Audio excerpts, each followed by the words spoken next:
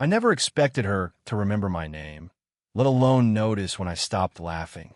It happened in the most ordinary place possible, my best friend Hamza's house. Same metal gate that screeched when you pushed it open. Same cracked tiles in the courtyard that held heat even after sunset. Same smell of cardamom chai drifting from the kitchen like it lived there permanently. I've been coming over since university started. At first, it was just noise, gaming nights, unfinished assignments, borrowed chargers. His house felt easier than mine. Nobody asked too many questions. And then there was his mother, Aisha Ani. She wasn't the kind of woman people described as beautiful out loud. Not in the way my friends talked about actresses or girls from campus. But she had this calm presence, like she carried her own weather around her. Mid-40s, maybe older. Soft cotton shower camise, sleeves always rolled slightly, as if she had just finished doing something important. The first time I noticed her differently wasn't dramatic. I was sitting alone in the lounge one evening, scrolling through messages I wasn't going to reply to.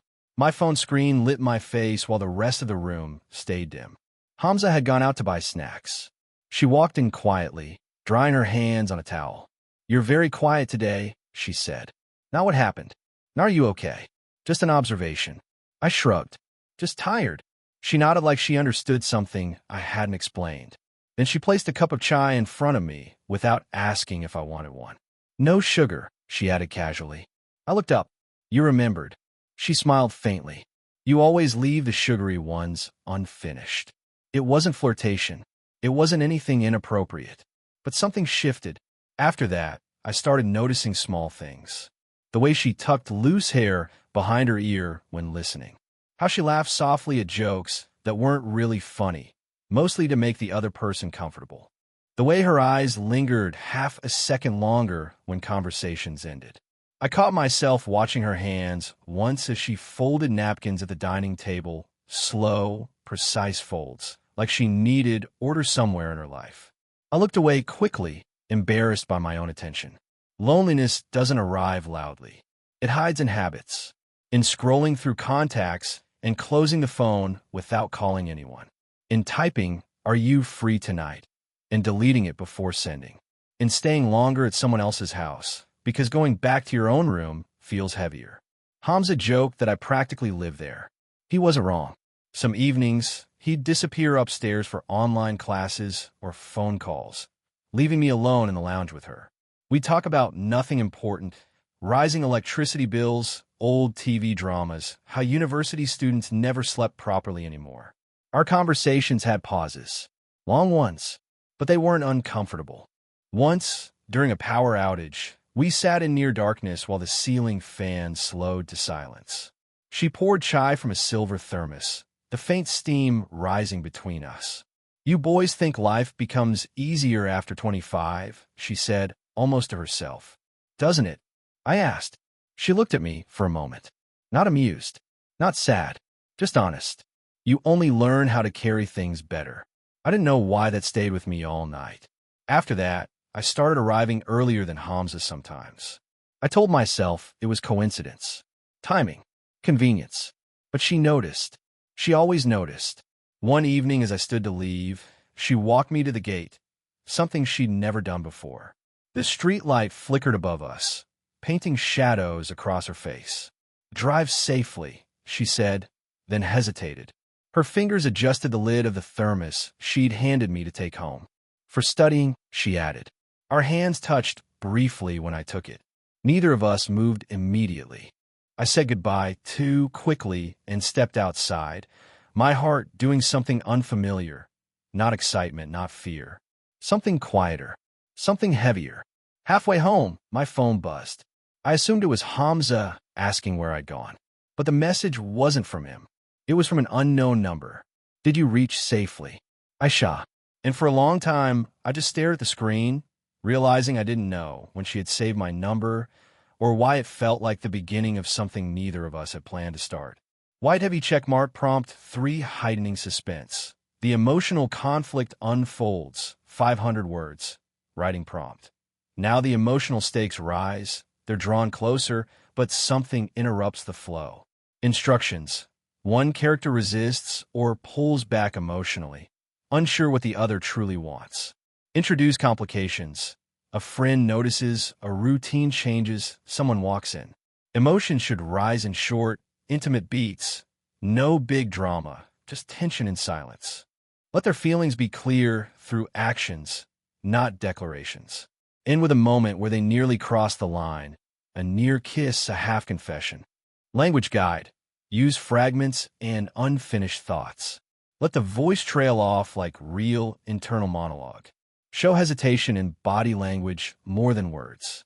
After that evening, I told myself I should visit less. Not stop completely, that would feel strange. Suspicious even, but maybe not every day. Maybe not arriving before Hamza came home. Maybe not staying after dinner when conversations slowed into something softer. I lasted 3 days. On the 4th, I found myself standing outside their gate again, pretending I had come to return a book Hamza had lent me. The gate screeched as usual. Familiar sound. Familiar excuse. She opened the door before I knocked. You disappeared, Aisha Ani said, almost casually, but her eyes searched my face a little too quickly. Busy week, I replied. A small nod. Acceptance. Or maybe restraint. Hamza was in the lounge this time, scrolling through his phone. Loud. Normal. Safe. The atmosphere immediately shifted back into something harmless. Jokes, cricket highlights, complaints about university professors. I felt relieved and strangely disappointed. At one point, Hamza smirked and said, Amy likes you more than me now. She keeps asking where you are. He laughed when he said it. I laughed too, but my eyes flicked toward her. She didn't laugh, just adjusted the cups on the tray, avoiding eye contact. Something tightened in my chest. Later that evening, Hamza left again. A quick errand, he said. 10 minutes. The house fell quiet the moment the gate closed behind him. We both noticed it. She stayed near the dining table, rearranging spoons that didn't need rearranging. I sat on the sofa, pretending to check messages I wasn't reading. The silence stretched. I didn't mean to make things uncomfortable, she said finally. I looked up. You didn't. Another pause. Her fingers traced the rim of the teacup. Not drinking, just holding warmth. We should be careful, she added, almost to herself. Careful. The word landed between us like a boundary drawn too late. I nodded, even though part of me didn't want to. I know, I said. It's just easy talking to you. Her smile appeared briefly, then faded. That's exactly why. Outside, a motorcycle passed, its sound lingering longer than necessary. Inside, the clock ticked louder again. Everything felt slowed down, like the room was waiting for someone to make the right decision. Or the wrong one. She sat across from me, closer than usual. Not touching, just near. You're young, she said gently. You'll meet people who I'm not confused. I interrupted, then immediately regretted how fast it came out. Her eyes lifted to mine. Not angry, not shocked, just aware. The kind of awareness that makes pretending impossible. I swallowed, looking away, focusing on the thermos resting on the table. Steam barely visible now. I just feel calm here, I added quietly. She exhaled slowly, like she had been holding her breath. Her hand moved, maybe unintentionally, resting near mine on the table. Close enough that I could feel warmth without contact. Neither of us moved it away. Time stretched into something fragile. My thoughts ran ahead of me. What if I reached out? What if she didn't pull back? What would that make us? Footsteps echoed faintly outside the house. We both froze. Her hand shifted slightly, brushing my fingers. Accidental. Maybe not. Our eyes met at the same time. Close enough now to notice the faint lines near her eyes. Close enough to feel how quiet her breathing had become. For one suspended moment, neither of us looked away. I leaned forward without deciding to. She didn't move. Not closer. Not back. Just waiting. And then the gate opened loudly outside. Hamza's voice called from the courtyard. We pulled apart instantly. Chairs scraping lightly, cups adjusting, distance restored too quickly. Nothing had happened, but everything almost had. And the rest of the evening felt different, like we had both seen a version of after that night. I started avoiding being alone with her. Not intentionally at first, just small adjustments. Arriving when Hamza was already home. leaving earlier, keeping conversations lighter, safer. She noticed. Of course she did. Our interactions became careful, polite smiles, practical conversations, the kind people use when they are pretending nothing has changed. But the silence between us grew heavier. Then one evening, Hamza casually mentioned, "Amy's going to the pharmacy after dinner. You should walk her. It's late." He said it without thinking. I almost refused, but she was already picking up her shawl. "It's nearby," she said. "Only if you're free." I nodded before my brain caught up. The street outside was unusually quiet. Shops closing, distant dogs barking, warm air carrying the smell of dust and fried food from a roadside stall. We walked side by side, not touching, our steps slightly out of rhythm. For a while, we talked about ordinary things, traffic, rising prices, how hot the evenings had become lately. Then conversation faded. Only footsteps, only breathing. I kept my hands in my pockets, staring ahead, aware of how close she walked. Close enough that her shoulder brushed mine once when we crossed a narrow section of road. Neither of us commented. At the pharmacy, she took longer than necessary, reading labels she didn't seem interested in. I waited outside, watching reflections move across the glass door. When she came out, she didn't start walking immediately. Instead, she sat on a small concrete bench near the streetlight. "Tired?" I asked. She shook her head. "Just not ready to go back yet." He sat beside her. The light above us flickered softly, casting shadows that made everything feel suspended, like the world had stepped back for a moment. She folded and unfolded the receipt in her hands. "You've been distant," she said quietly. The words weren't accusing, just honest. I swallowed. I thought maybe I should be. She nodded slowly, eyes fixed ahead. "Yes, maybe you should."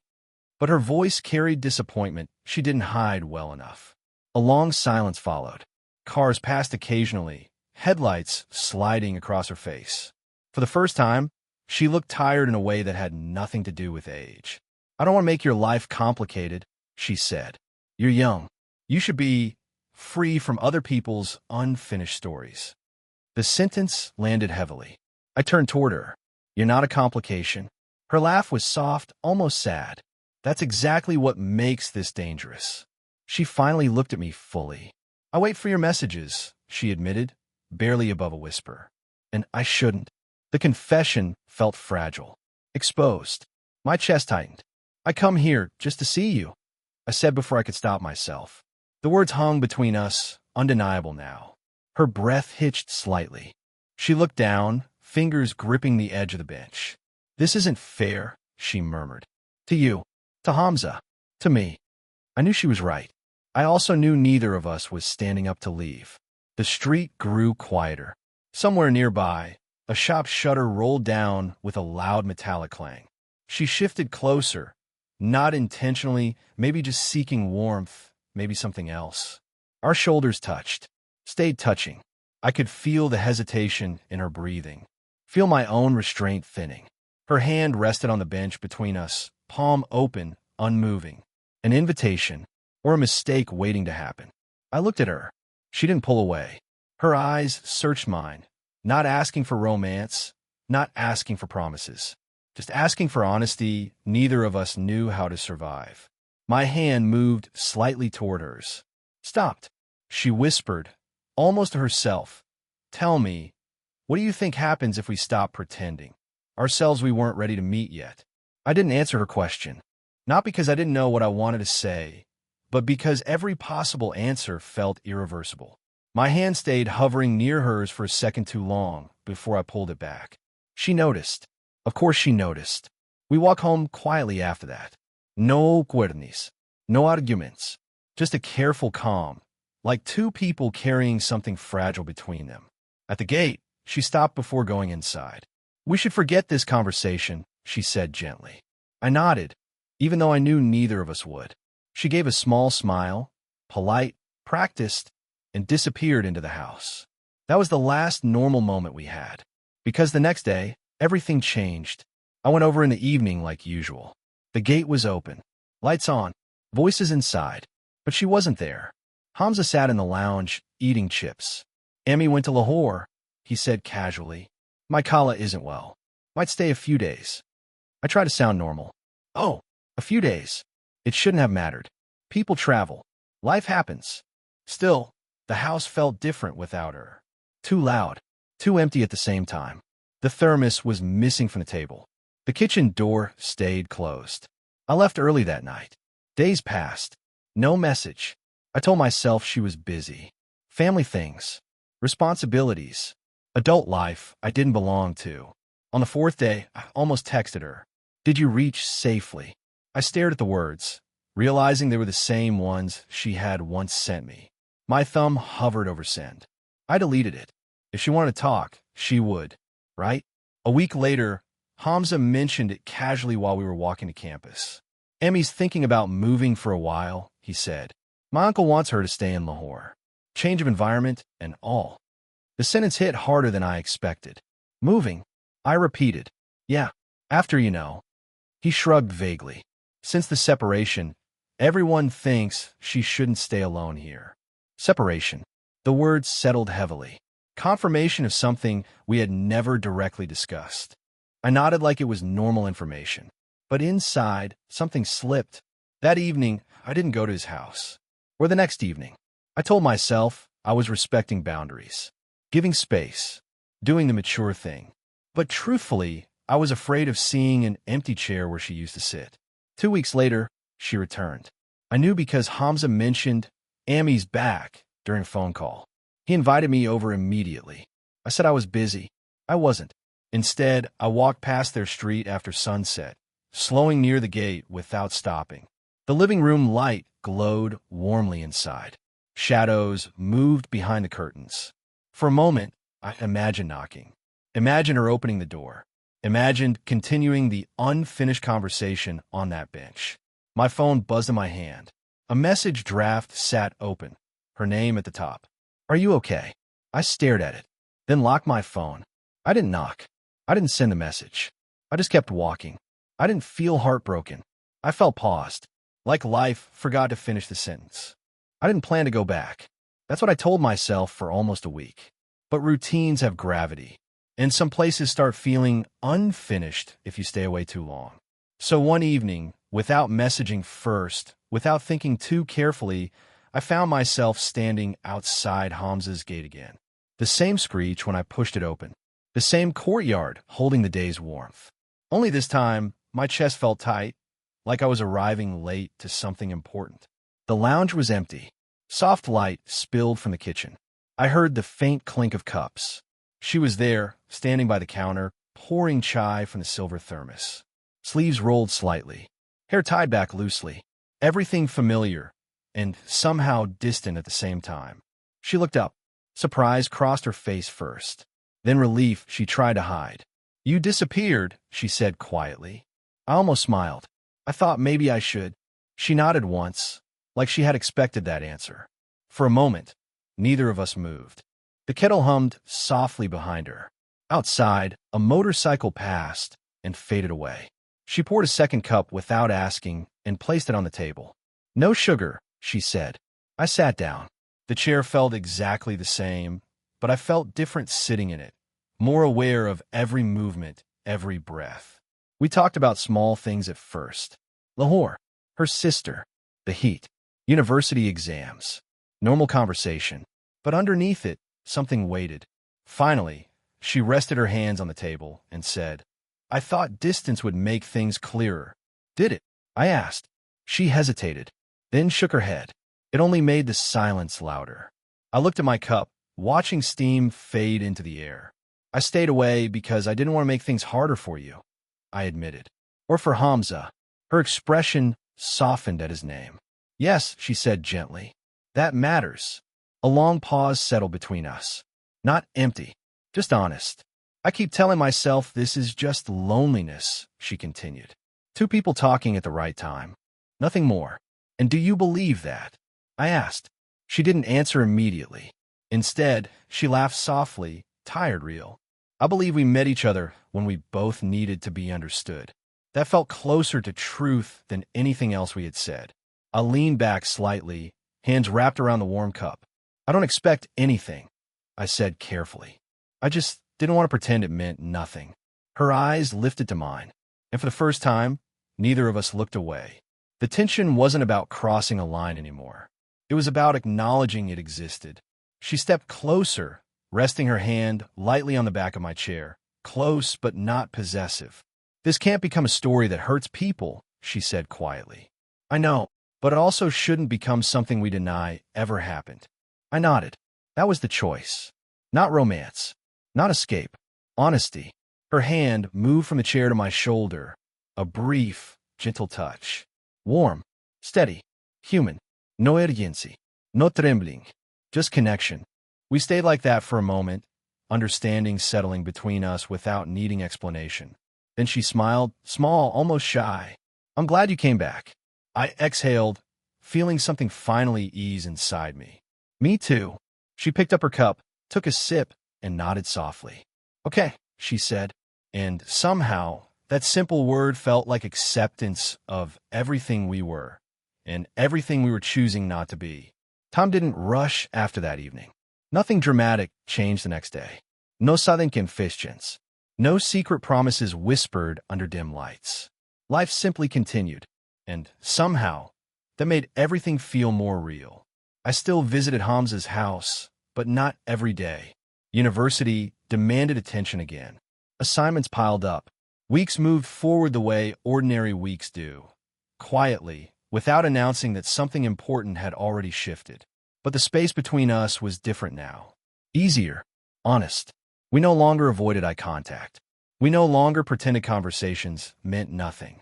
Instead, we learned a softer rhythm, one that didn't steal from anyone else's life. Sometimes Hamza sat with us, joking loudly while we exchanged small smiles over teacups. Sometimes she asked about my exams while cutting fruit at the dining table.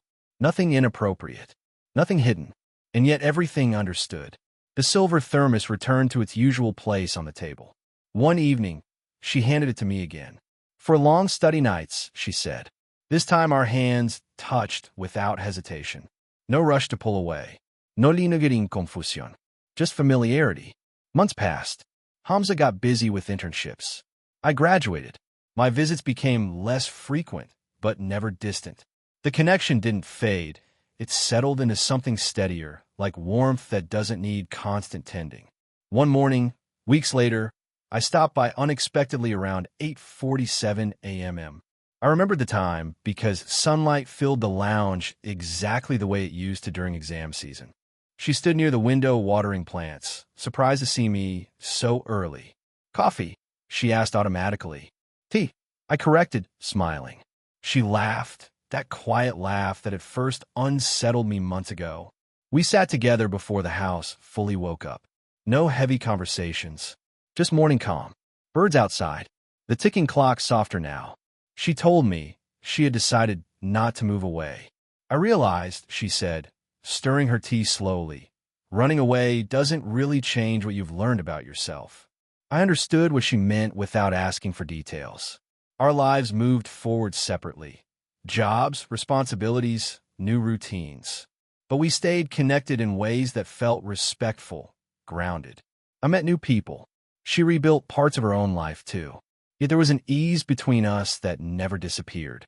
Not possession, not longing, something quieter. Sometimes we still walked to the pharmacy together when evenings felt too long. Once, we passed the same bench where everything almost changed. We didn't sit. We just smiled at it and kept walking. Because the truth was, we didn't need unfinished moments anymore. What we had wasn't a secret romance or a forbidden ending. It was two people who met at the right emotional time, saw each other clearly, and chose a version of love that didn't destroy the rest of their world. One evening, as I prepared to leave, she walked me to the gate like always. "Drive safely," she said. Same words, different meaning now. I turned back before stepping out. I said, "I think some people don't come into your life to stay forever." She tilted her head slightly. "They come," I continued, "so you don't feel alone while becoming who you're supposed to be." Her smile was soft, understanding. "Yes," she said, "and sometimes that's enough." I left feeling lighter than when the story began. Not because everything was perfect, but because nothing was unfinished anymore. Some loves don't need a name to last. They just become part of how you learn to live. Did this story stay with you? What kind of quiet, real love stories do you want to hear next?